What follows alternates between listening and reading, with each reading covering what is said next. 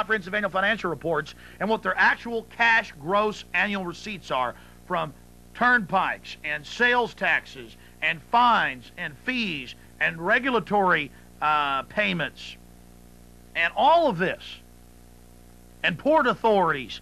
The list goes on and on. Walter Burien was at the highest levels, running a large company in the World Trade Center, doing all of this stuff 10 years ago when he found out about it. When he found out, he's going to tell you the story. And I didn't believe Walter Burien 2 years ago when I found out about this. He's on the air saying, Texas in '98, let's use your state, Alex. He goes, I'm on the computer right now on the government's own websites. You can all check it out for yourself. Was $435 billion. And I'm like, Walter, that's not true. So what happens? Max, who's in the control room right now, goes down. Where'd you go? The State Attorney General's office? And he gets the 98 Comprehensive Annual Financial Report. This is the 99. And there it is on page 6, 435. Yeah, the comptroller's office. $435 billion surplus. And we're reading in the newspaper every single day. We're seeing it in the paper every day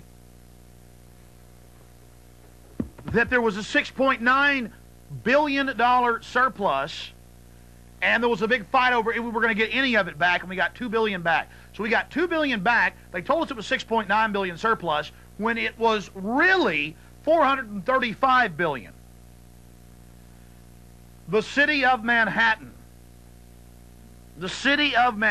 ladies and gentlemen, in 1989, with their own numbers, and I've seen them, had $1.2 trillion in cream surplus off the top.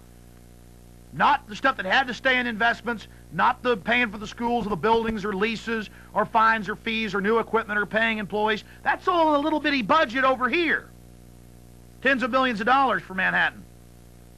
But trillions of just cream. No wonder the cops are wearing black ski masks. No wonder there's armored personnel carriers driving around. No wonder they're building prisons everywhere. We're basically their slaves, ladies and gentlemen. Trying to inform people. We're talking about the biggest game in town with the man that did the equivalent of proving the world was round, like Galileo. It's something so huge, so monolithic, documented by the states, by the counties, by the cities, but no one in the press, no one in the media will talk about it. Governments are running gigantic surpluses. They're buying up everything, most of the industries. We already used the example of Xerox and Ford. It's a total takeover. They're building their own little empires. I give you Walter Burien, and now a lot of folks are out there copying his work, and that's great. Former guy that did all the accounting for the Air Force and their investigations in accounting is now out there calling himself Kafferman, Kafferman.com. A lot of folks are coming forward on this, but this is the person that did it. And he did 2 hours with me on the radio today, and now he's joining us again for this Access television show. And I appreciate Walter Burien doing this.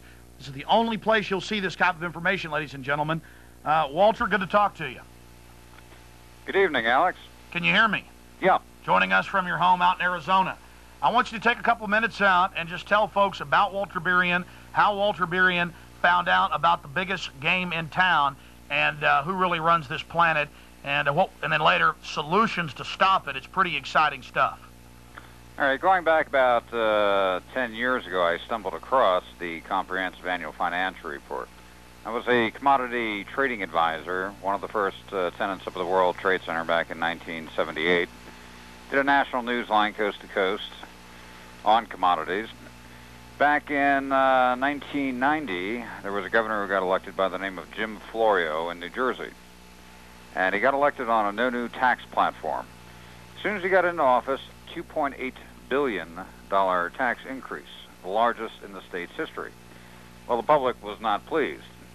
And one of the local radio stations, 101.5 FM, two DJs, John and Ken, started doing rabble-rousing, taking calls from listeners on examples of waste and misspending. I was listening on the first 2 days, and I heard people calling in on examples of $5,000, $15,000. The highest figure I heard was $85,000. And I pulled out the budget report and looked at the billions of dollars that the state was dealing with, called into the radio program, and I said, come on, guys, you're missing the whole point. The state is dealing with billions of dollars.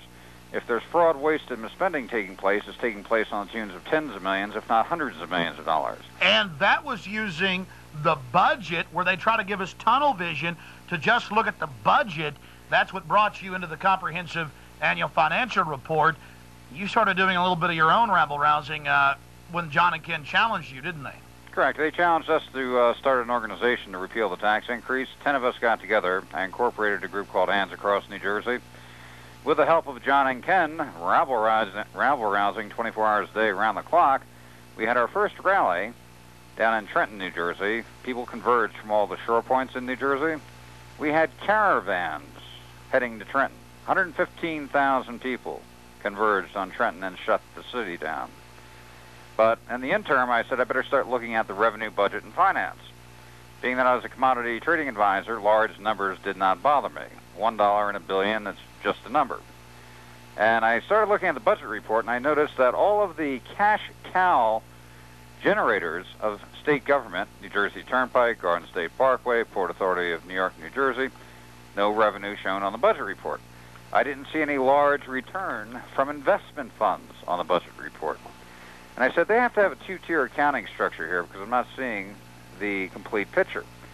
Now, the director of the budget, his name was Richard Keevy. He was on vacation till the following Tuesday of that week. I called his lower assistant, and the conversation went just like this.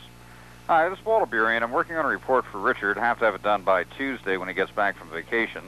I need all the figures on the autonomous agency accounts, interest accounts, investment accounts. And he goes, oh, you want the comprehensive annual financial report. Bing, first time I heard that before. He goes, yeah, can you send me a copy? He goes, well, I don't know. You better speak to Mark, the next one down from Richard. I called Mark up. Hi, Mark, this is Walter Burien. I just spoke to Jim. I'm working on a report for Richard. Have to have it done by Tuesday when he gets back. I need the comprehensive annual financial report sent to me right away. Got it that Friday. Being a bottom-line type person, I wanted to see what the totals were. Now, on liquid assets, investment assets for the state, in the comprehensive annual financial report, it was standing at about $188 billion. Now, I start looking for the total cash gross receipts, the number one question IRS asked in an audit. Found it on page 174 under cash additions, all agencies, all departments, all sources. Here's a state with a declared service budget of $17 billion that was bringing in $86,799 million in cash for the year. I learned the definition of syndicated organized crime right there on the spot and the principle of operation. The principle of operation was anything that was a cost and an expense, they left under the budgetary basis, and the public footed 100% of the bill for 100% of the services. Anything that was a profit center had the ability of being a profit center, large investment fund that generated substantial revenue, totally restricted by statute for no tie or inclusion whatsoever with a budgetary basis. And in New Jersey's case, they were bringing in $69 billion a year over what they were bringing in on the budgetary basis through taxation, fines, and fees. And for the lay person out there, boil that down for them. The difference between the budget and the real set of books, the comprehensive annual financial reports. Well, up until this point, and making this discovery, I always heard budget report, budget report, budget. We have a shortfall of budgetary revenue. We have to increase taxes. Our budget is, for the school, for the police. We have to increase taxes. And the budget report is strictly the annual operating costs for that year. What they're bringing in, what they're supposed to be spending. It does not mention the total investments. It doesn't mention the total income, and it doesn't mention the total net worth. Just as yourself, Alex, if you're making $100,000 a year and your budget for operating your house was $30,000 a year, you could audit your $30,000 budget 100 times over, account for every nickel, dime, and penny. If you spent $29,000 this year on your budget, you'd have a $1,000 surplus. If you spent $31,000 on your budget for operating your house, you'd have a $1,000 deficit under your budget. And there's no discussion of the other $70,000.